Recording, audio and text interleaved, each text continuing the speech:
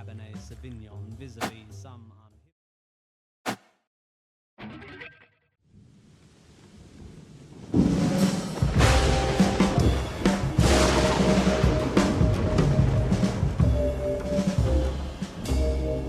Inner North London, top floor flat, all white walls, white carpet, white cat, rice paper partitions, modern art and ambition. The host's a physician, bright bloke, has his own practice, his girlfriend's an actress, an old mate of ours from home, and they're always great fun, so to dinner we've come.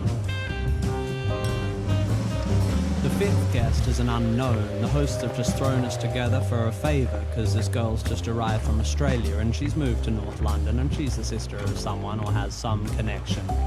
As we make introductions, I'm struck by her beauty. She's irrefutably fair, with dark eyes and dark hair.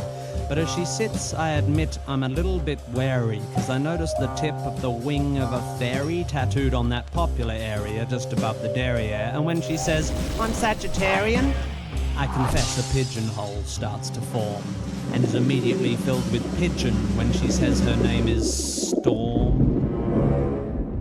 Conversation is initially bright and light-hearted, but it's not long before Storm gets started. "You can't know anything. Knowledge is merely opinion," she opines over her Cabernet Sauvignon vis-a-vis some unhippily empirical comment made by me. Not a good start, I think. We're only on pre-dinner drinks, and across the room my wife widens her eyes, silently begs me, "Be nice." A matrimonial warning not worth ignoring, so I resist the urge to ask Storm whether knowledge is so loose weave of a morning when deciding whether to leave her apartment by the front door or the window on her second floor.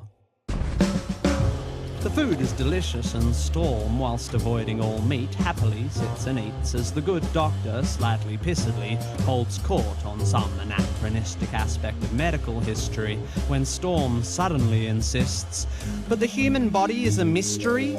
Science just falls in a hole when it tries to explain the nature of the soul." My hostess throws me a glance. She, like my wife, knows there's a chance I'll be off on one of my rare but fun rants, but I shan't. My lips are sealed. I just want to enjoy the meal, and although Storm is starting to get my goat, I have no intention of rocking the boat. Although it's becoming a bit of a wrestle, because like her meteorological namesake, Storm has no such concerns for our vessel. Pharmaceutical companies are the enemy. They promote drug dependency at the cost of the natural remedies that are all our bodies need. They are immoral and driven by greed. Why take drugs when herbs can solve it? Why use chemicals when homeopathic solvents can resolve it? I think it's time we all return to live with natural medical alternatives.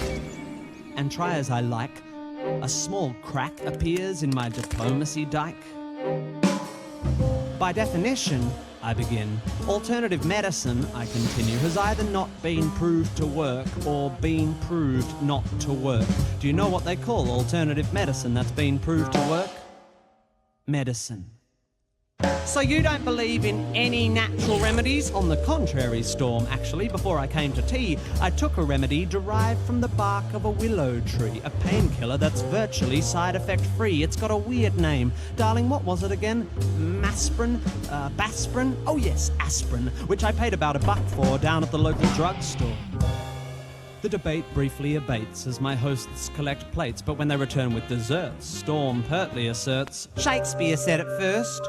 There are more things in heaven and earth than exist in your philosophy. Science is just how we're trained to look at reality. It doesn't explain love or spirituality. How does science explain psychics, auras, the afterlife, the power of prayer?" I'm becoming aware that I'm staring. I'm like a rabbit, suddenly trapped in the blinding headlights of vacuous crap. Maybe it's the Hamlet she just misquaffed, or the 5th glass of wine I just quaffed, but my diplomacy dike groans, and the arsehole held back by its stones can be held back no more. Look, Storm, sorry, I don't mean to bore you, but there's no such thing as an aura. Reading auras is like reading minds, or tea leaves, or star signs, or meridian lines. These people aren't plying a skill. They're either lying or mentally ill. Same goes for people who claim they can hear God's demands, or spiritual healers who think they've got magic hands.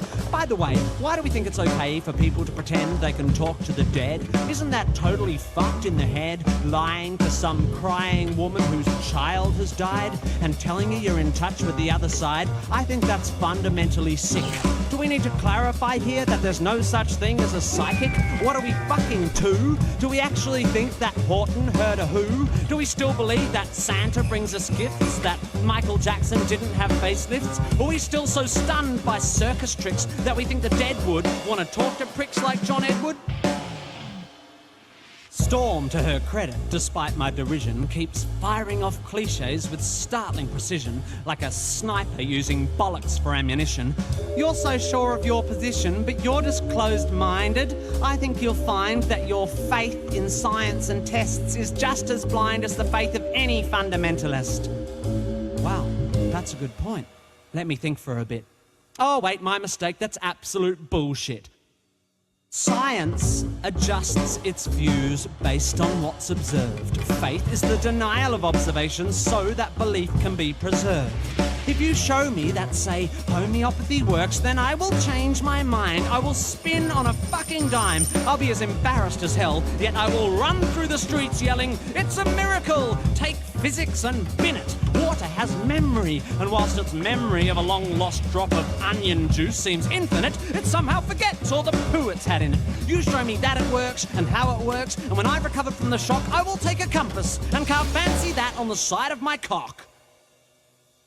Everyone's just staring now, but I'm pretty pissed and I've dug this far down, so I figure in for a penny, in for a pound. Life is full of mysteries, yeah, but there are answers out there and they won't be found by people sitting around looking serious and saying, "Isn't life mysterious? Let's sit here and hope. Let's call up the fucking Pope. Let's go watch Oprah interview Deepak Chopra." If you want to watch telly, you should watch Scooby-Doo. That show was so cool because every time there was a church with a ghoul or a ghost in a school, they looked beneath the mask. And what was inside? The fucking janitor or the dude who ran the water slide. Because throughout history, every mystery ever solved has turned out to be not magic. Does the idea that there might be knowledge frighten you? Does the idea that one afternoon on Wikipedia might enlighten you frighten you? Does the notion that there might not be a supernatural so blow your hippie noodle that you'd rather just stand in the fog of your inability to Google? Isn't this enough? Just this world? Just this? Beautiful, complex, wonderfully unfathomable natural world? How does it so fail to hold our attention that we have to diminish it with the invention of cheap, man-made myths and monsters? If you're so into your Shakespeare, lend me your ear. To gild refined gold, to paint the lily, to throw perfume on the violet, is just fucking silly. Or something like that. Or what about Satchmo? "I'll see trees of green, red roses too." And fine if you wish to glorify Krishna and Vishnu in a post-colonial, condescending, bottled up and labelled kind of way, then whatever, that's okay. But here's what gives me a hard-on. I am a tiny, insignificant, ignorant bit of carbon. I have one life, and it is short and unimportant.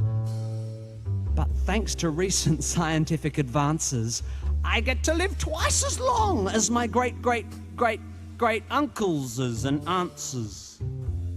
Twice as long to live this life of mine. Twice as long to love this wife of mine.